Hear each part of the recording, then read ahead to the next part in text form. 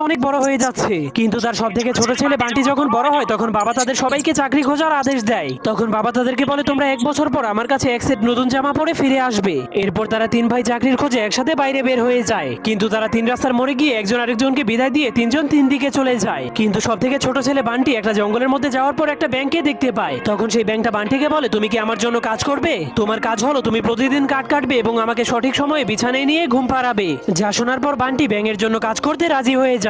এরপর থেকে সে প্রতিদিন তার মালিক ব্যাঙের কথা মতো তাকে পুকুর থেকে বিছানায় নিয়ে ঘুম পাড়াতো আর সকাল হলে কাঠ কাটতো। এভাবেই কাজ করতে করতে 1 বছর কেটে যায়, যার কারণে ব্যাংকটা বান্টির উপরে অনেক খুশি হয়ে বান্টিকে একটা নতুন জামা উপহার দেয়। কিন্তু তারা বাড়ি ফেরার সময় সেই 3 রাস্তার মোড়ে তাদের 3 ভাইয়ের দেখা হয়। কিন্তু যখন বান্টির বড় ভাইয়েরা জানতে পারে তাদের ছোট ভাই এতদিন একটা ব্যাঙের জন্য কাজ করেছে, তখন তার বড় ভাইয়েরা তাকে নিয়ে হাসতে শুরু করে দেয়। কিন্তু যখন বান্টি সেই ব্যাঙের উপহার দেওয়া সেই কাপড়টাকে দেখায়, তখন তার বড় ভাইয়েরা অনেক অবাক হয়ে যায়, কারণ সেই কাপড়টা তাদের কাপড়ের তুলনায় অনেক সুন্দর ছিল।